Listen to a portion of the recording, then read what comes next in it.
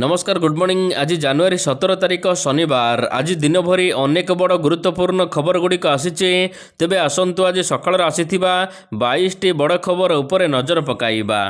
Number 1 शिक्षकों समस्या शुणिबे सरकार। आसंता 22 तारिख में माध्यमिक शिक्षकों सहित बैठक करिबे उच्चस्तरीय कमिटी। स्कूल और गणशिक्षा विभाग द्वारा गठित उच्चस्तरीय कमिटी यही बैठक करिबो। अवसरप्राप्त आईएएस अशोक त्रिपाठी अध्यक्षता बसिबो बैठक। तोशाली भवन में दिन 11:30 यही बैठक अनुष्ठित हेबो। माध्यमिक शिक्षकों विभिन्न समस्या संपर्क में आलोचना कराजिबो। एने विभिन्न माध्यमिक शिक्षक संगठन को गणशिक्षा विभाग द्वारा चिट्ठी करा जाइछि। नंबर 2 कर्तव्य ठीक न कले अध्यापकों को बाध्यतामूलक अवसर दियाजिबो। अध्यापक मानक उच्च शिक्षा विभागर कड़ा तागिद। काम ठीक रे न कले बाध्यतामूलक अवसर देबाको धमक दिया जाइछि। अध्यापकों कार्य दक्षता एवं आचरण जांच पाई उच्च शिक्षा विभाग कॉलेज कर्तृपक्ष को निर्देश देइचंती। जनवरी 31 तारिख सुधा रिपोर्ट देबाको उच्च शिक्षा विभाग पक्षरु चिट्ठी करा जाइछि। शिक्षार मानदंड वृद्धि पाई उच्च शिक्षा विभागर एपरी कड़ा निर्देश आसीछि। मन कहूछि किछि नुआ करिबा पई हेले पाखरे संबळ नाही। तेबे व्यस्त होंतु नाही। मधुलिका एंटरप्राइजेस एबे बुझिबो आपणक मन कथा। क्षुद्र शिल्प ठारु नै मध्यम शिल्प पई सुलभ मूल्य रे जोगाई देबो समस्त प्रकार मेसिन और रॉ मटेरियल जहाकु नै आपण सहज रे आरंभ करि परिबे नुआ एक व्यवसाय। अधिक जानिबा पई आज ही कॉल करंतु। नंबर 3 ओडिशा रे ईडी रो बड़ चढ़ाऊ। गंजाम जिले में प्रवर्तन निर्देशालय बड़ चढ़ाऊ जारी रही। मद एवं बाली व्यवसायी घरे चढ़ाऊ होइथिबा जणा पड़िछि। तेबे जनक आलमीरारू जबत हैला प्राय 2 कोटी नगद टंका। 100 जनकर घरे चढ़ाऊ कराजिबो। स्कानर रे अछंती बीजेडी नेता एवं दलीय पृष्ठपोषक। आय बहिर्भूत संपत्ति ठूल अभियोग रे एही चढ़ाऊ करा जाउथिबा सूचना मिलिथिबा बेले सेमानंक मुंड उपरे जेउ मानकर आशीर्वादर हाथ रहिछि सेमानंक हाथ भी धरा जिवो। नंबर 4 सरकार को निपा भाइरस चिंता टेक्निकल कमिटी गठन करागला।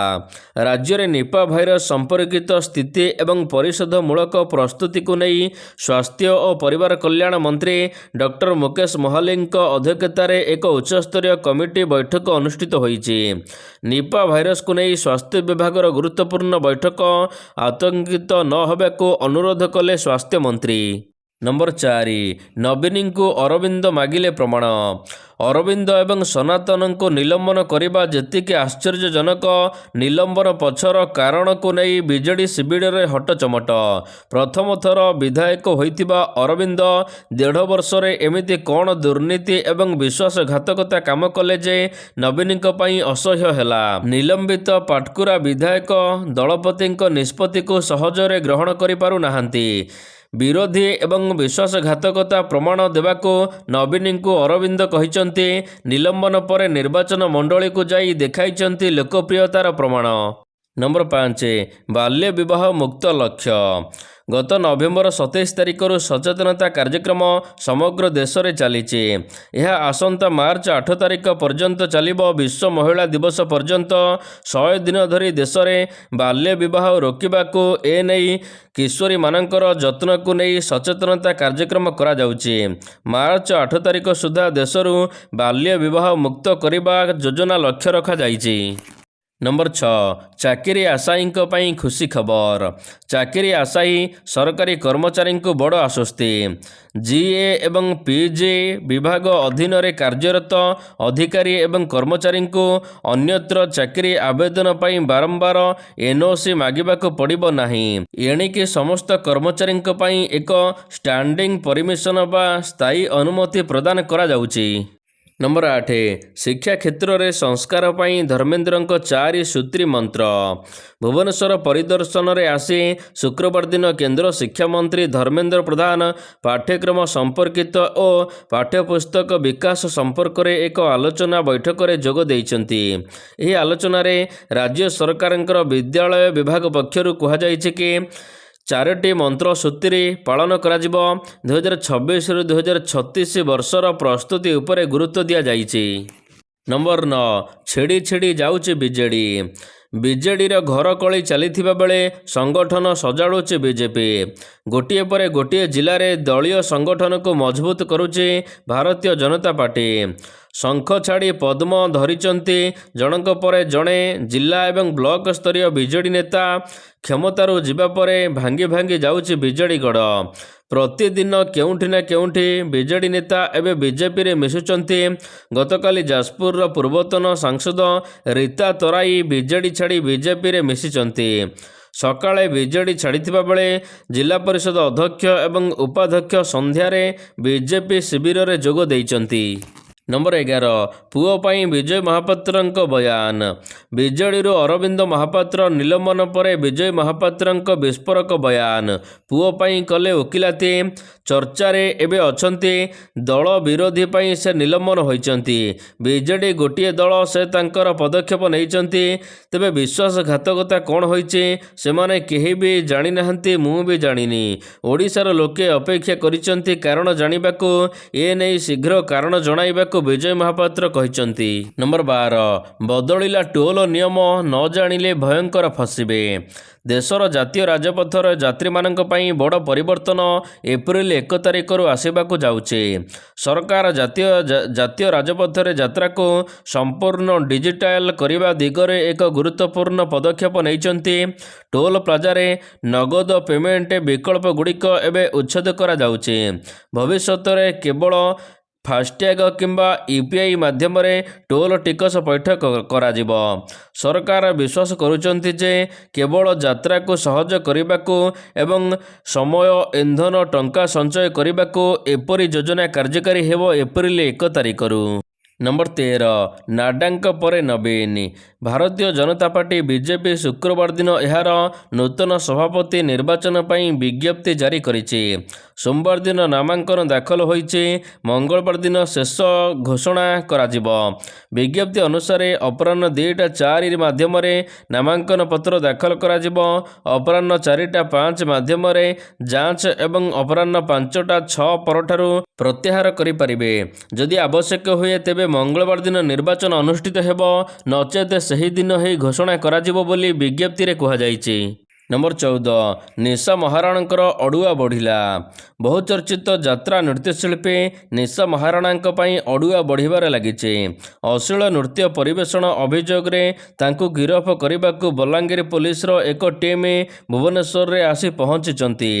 ବଲାଙ୍ଗୀର ଜିଲ୍ଲାର ଚନ୍ଦନଭାଟିଠାରେ ଆୟୋଜିତ ଏକ କାର୍ଯ୍ୟକ୍ରମରେ ନିଶା ଅଶ୍ଳୀଳ ନୃତ୍ୟ ପ୍ରଦର୍ଶନ କରିବା ନେଇ ଅଭିଯୋଗ ହୋଇଥିଲା।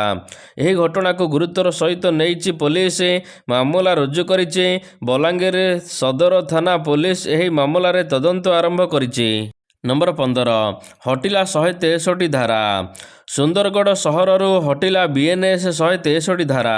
ଶାନ୍ତି କମିଟି ବୈଠକ ପରେ ଜିଲ୍ଲାପାଳ ଶୁଭଙ୍କର ମହାପାତ୍ର ଗଣମାଧ୍ୟମକୁ ଏନେଇ ସୂଚନା ଦେଇଛନ୍ତି।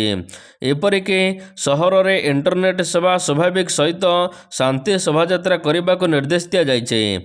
ସୂଚନାଯୋଗ୍ୟ ସୁନ୍ଦରଗଡ଼ ଟାଉନ ଥାନା ଅଧୀନ ଜିରାଣ୍ଟ ମାର୍କେଟରେ ଗୋମାଂସ ବିକ୍ରିକୁ ନେଇ ଲୋକେ ବିରୋଧ କରିବା ସହିତ ଆନ୍ଦୋଳନ କରିଥିଲେ। ଏହାପରେ 163 ଧାରା ଲାଗୁ କରାଯାଇଥିଲା। ନମ୍ବର 16 15ଟି ଜିଲ୍ଲାର ଜିଲ୍ଲା କମିଟି ଚୂଡ଼ାନ୍ତ ହୋଇସାରିଛି, କହିଲେ PCC ସଭାପତି। 15ଟି ଜିଲ୍ଲାର ଜିଲ୍ଲା କମିଟି ଚୂଡ଼ାନ୍ତ ହୋଇସାରିଛି। ଖୁବ୍ ଶୀଘ୍ର କମିଟି ଘୋଷଣା ହେବ। ରାଜନୈତିକ ବ୍ୟାପାରରେ ମଧ୍ୟ 3 ଜଣ ବରିଷ୍ଠ କଂଗ୍ରେସ ନେତା ସାମିଲ ହେବା ଆବଶ୍ୟକତା ରହିଛି। ତେବେ ଏହାକୁ କାର୍ଯ୍ୟକାରୀ କରାଯିବ। ସଂଗଠନ ମଜବୁତ ହେବା ପରେ ଆସନ୍ତା 2 ତାରିଖ ଭିତରେ ସଂଗଠନକୁ ବୁଥ ସ୍ତରକୁ ନିଆଯିବ। ଏହା ସହିତ ଆଡଭାଇଜରୀ କମିଟି ଗଠନ କରାଯିବ ବୋଲି କହିଛନ୍ତି PCC ସଭାପତି ଭକ୍ତ ଦାସ। ନମ୍ବର 17 ଚାଷୀଙ୍କ ସମର୍ଥନରେ ଆନ୍ଦୋଳନ କରିବ ବିଜୁ ଜନତା ଦଳ। ରାଜ୍ୟ ସରକାରଙ୍କର ଚାଷୀ ବିରୋଧୀ ନୀତି ବିରୋଧରେ ଆନ୍ଦୋଳନକୁ ଓହ୍ଲାଇବ ବିଜୁ ଜନତା ଦଳ। ସମ୍ବଲପୁରର ବୀର ସୁରେନ୍ଦ୍ର ସାଏ ପ୍ରତିମୂର୍ତ୍ତି ନିକଟରୁ ଶପଥ ନେଇଛନ୍ତି ଏବଂ ଚାଷୀଙ୍କ ସପକ୍ଷରେ ଏହି ଆନ୍ଦୋଳନ ଆରମ୍ଭ କରିବ ବିଜେଡି। ତେବେ ଏହାର ନେତୃତ୍ୱ ନେଉଛନ୍ତି ବିଜେଡି ବିଧାୟକ ସୁଦର୍ଶନ ହରିପାଲ। ଚାଷୀଙ୍କ ଧାନ କିଣା ଯାଉନି, ଲାଗି ରହିଛି ଟୋକନ ଟେନସନ। ତେବେ ଏହାକୁ ନେଇ ଖୁବ୍ ଶୀଘ୍ର ଆନ୍ଦୋଳନକୁ ଓହ୍ଲାଇବାକୁ ଯାଉଛି ବିଜୁ ଜନତା ଦଳ। ନମ୍ବର 18 କୋଡ଼ିଏକୁ ଘୁଞ୍ଚିଲା ପିୟୁଷଙ୍କ ଭାଗ୍ୟ ପରୀକ୍ଷା। ଯାତ୍ରା ଅଭିନେତା ପିୟୁଷ ତ୍ରିପାଠୀଙ୍କ ଚୁକ୍ତି ଅଭିଯୋଗ ମାମଲାରେ 20 ତାରିଖକୁ ଘୁଞ୍ଚିଲା ନିଷ୍ପତ୍ତି।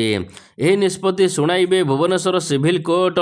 ପ୍ରକାଶ ଯେ ନୂଆବର୍ଷରୁ ଅଭିନେତା ପୀୟୁଷ ତ୍ରିପାଠୀଙ୍କ ମଞ୍ଚ ଚଢ଼ାକୁ ନେଇ ଅଭିଯୋଗ ହୋଇଥିଲା ଟଣାଓଟରା ହୋଇଥିଲା। କଳି କୋର୍ଟରେ ପହଞ୍ଚିଥିଲା। ତେବେ କୋର୍ଟ ରାୟ ଶୁଣାଣି କରି ଏବେ ସଂରକ୍ଷିତ ରଖିଛନ୍ତି, ଯାହାକୁ 20 ତାରିଖରେ ପ୍ରକାଶ କରିବେ। ନମ୍ବର 18 ଆହୁରି ଗୋଟିଏ ସପ୍ତାହ ପ୍ରବଳ ଶୀତ। ଓଡ଼ିଶାରେ ସବୁଠାରୁ କମ୍ ତାପମାତ୍ରା ଏବଂ ଥଣ୍ଡା ସହର ପାଲଟିଛି ଯେ ଉଦୟଗିରି, ଯେଉଁଠାରେ ତାପମାତ୍ରା 2.6 ଡିଗ୍ରୀ ରେକର୍ଡ କରାଯାଇଛି। ରାଜ୍ୟ ପାଣିପାଗ ବିଭାଗର ସୂଚନା ଅନୁସାରେ ଯେ ଉଦୟଗିରି ସବୁଠାରୁ କମ୍ ତାପମାତ୍ରା ହୋଇଛି। ଏହା ଉପରକୁ ଫୁଲବାଣୀ ରହିଛି, ଯେଉଁଠାରେ 6 ଡିଗ୍ରୀ ତାପମାତ୍ରା। ଏହା ଉପରକୁ ଦାରିଙ୍ଗବାଡ଼ି, ଯେଉଁଠାରେ 9 ଡିଗ୍ରୀ ତାପମାତ୍ରା ରେକର୍ଡ ହୋଇଛି। ଓଡ଼ିଶାର ସବୁଠାରୁ କମ୍ ତାପମାତ୍ରା ଏବେ ଯେ ଉଦୟଗିରି ସହରରେ ରହିଛି। ଅନ୍ୟପଟେ ଆସନ୍ତା 5 ଦିନ ପର୍ଯ୍ୟନ୍ତ ଆହୁରି ରାଜ୍ୟରେ ଥଣ୍ଡା ଜାରି ରହିବ। ନମ୍ବର 19 ଆଧାର କାର୍ଡ଼ ଦେଖାନ୍ତୁ, 90,000 ଟଙ୍କା ନିଅନ୍ତୁ। ଯଦି ନିଜର ଆପଣଙ୍କର ଛୋଟ ବ୍ୟବସାୟ ଏକ କରିବାକୁ ଯାଉଛନ୍ତି, ଟଙ୍କା ଅଭାବ ଅଛି, ତେବେ ବ୍ୟସ୍ତ ହୁଅନ୍ତୁ ନାହିଁ, କାରଣ ମୋଦି ସରକାର ଆପଣଙ୍କୁ ସାହାଯ୍ୟ କରିବେ। ଆମେ କହୁଛୁ ସରକାରୀ ଯୋଜନା ବିଷୟରେ, ଯାହାକୁ କରୋନା ମହାମାରୀ ସମୟରେ ରାସ୍ତାକଡ଼ ବିକ୍ରେତା ବା ଉଠା ଦୋକାନୀମାନେ ଲାଭ କରିଥିଲେ। ଯେଉଁ ବ୍ୟବସାୟୀମାନେ କରୋନା ଯୋଗୁଁ ବ୍ୟବସାୟ ବନ୍ଦ କରିଥିଲେ, ସେମାନେ ଏହି ଯୋଜନାରେ ଆରମ୍ଭ କରିଥିଲେ। ଯେଉଁ ଯୋଜନା ନାମ ହେଉଛି PM ସ୍ୱନିଧି ଯୋଜନା। ଏହି ଯୋଜନାରେ ବ୍ୟବସାୟୀମାନଙ୍କୁ 90,000 ଟଙ୍କା ପର୍ଯ୍ୟନ୍ତ ଋଣ ଦିଆଯାଉଛି। ଦେଶରେ କରୋନା ମହାମାରୀ ମୁକ୍ତ ହୋଇଛି, କିନ୍ତୁ କ୍ଷୁଦ୍ର ବ୍ୟବସାୟୀମାନଙ୍କର ସାହାଯ୍ୟ କରିବାକୁ PM ସ୍ୱନିଧି ଯୋଜନାକୁ 31 ମାର୍ଚ୍ଚ 2030 ପର୍ଯ୍ୟନ୍ତ ବୃଦ୍ଧି କରାଯାଇଛି। ଏହି ସମୟରେ ଆପଣ ଆବେଦନ କରି 90,000 ଟଙ୍କା ପାଇପାରିବେ। ନମ୍ବର 20 PM କିଷାନ ଯୋଜନା ଟଙ୍କା କେବେ ମିଳିବ? ଆସିଲା ବଡ଼ ଅପଡେଟ୍। ଭାରତର ଲକ୍ଷ ଲକ୍ଷ ଚାଷୀ ଏବେ PM କିଷାନ ଯୋଜନା ଟଙ୍କା ପାଇଁ ଅପେକ୍ଷା କରିଛନ୍ତି। ତେବେ PM କିଷାନ ଯୋଜନାର 21ତମ କିସ୍ତି ମିଳିସାରିଛି। ଏବେ 22ତମ କିସ୍ତି ମିଳିବାକୁ ଅପେକ୍ଷା କରିଛନ୍ତି ଚାଷୀ। ସୂଚନା ଅନୁସାରେ ଏହି 22ତମ କିସ୍ତି ଚାଷୀମାନଙ୍କୁ ଫେବୃଆରୀ ପ୍ରଥମ ସପ୍ତାହରେ ମିଳିପାରେ। ଫେବୃଆରୀ ପ୍ରଥମ ସପ୍ତାହରେ 22ତମ କିସ୍ତି ମିଳିବାର ଆଶା କରାଯାଉଛି। ଏହା ମଧ୍ୟ ବିଶ୍ୱାସ କରାଯାଉଛି ଯେ ପ୍ରଧାନମନ୍ତ୍ରୀ ନରେନ୍ଦ୍ର ମୋଦି ନିଜେ ଏହି କିସ୍ତି ଟଙ୍କା ଜାରି କରିପାରନ୍ତି। ନମ୍ବର 21 ଆକାଶ ଛୁଆଁ ହେବ ତେଲ ଦର। ଇରାନ ସରକାରଙ୍କ ବିରୋଧରେ ହଜାର ହଜାର ପ୍ରତିବାଦକାରୀଙ୍କ ରାସ୍ତାକୁ ଓହ୍ଲାଇବା ପରେ ଏବେ ଦମନ ନୀଳା କରୁଛି ଏଠାକାର ସରକାର। ଅନ୍ୟପଟେ ଆମେରିକା ଏହି ଘଟଣାକୁ ନେଇ ଇରାନର ସରକାରଙ୍କୁ ଧମକ ଦେଇଛନ୍ତି, ଯଦି ପ୍ରତିବାଦକାରୀଙ୍କୁ ଦମନ କରାଯାଏ ତାହେଲେ ଆମେରିକା ସୈନ୍ୟ ପଠାଇ ଉଚିତ ଜବାବ ଦେବ। ଆଉ ଟ୍ରମ୍ପଙ୍କ ଏଭଳି ବୟାନ ପରେ ସାରା ବିଶ୍ୱରେ ଏବେ ବିପଦ ଦେଖାଦେଇଛି, କାରଣ ଆମେରିକାର ବୟାନ ପରେ ଏବେ ଇରାନରେ ତେଲ ବନ୍ଦ ହେବାକୁ ଯାଉଛି, ଯାହାଦ୍ୱାରା ସମଗ୍ର ବିଶ୍ୱରେ ତେଲର ସଙ୍କଟ ଆସିପାରେ, ଲଗାତାର ବଢ଼ିପାରେ ତେଲ ଦର। ନମ୍ବର 22 ICCର ଶେଷ ଉଦ୍ୟମ। ଆସନ୍ତା ଫେବୃଆରୀ 7 ତାରିଖରୁ ଭାରତ ଓ ଶ୍ରୀଲଙ୍କା ଆରମ୍ଭ କରିବାକୁ ଯାଉଛନ୍ତି T20 ବିଶ୍ୱକପ୍।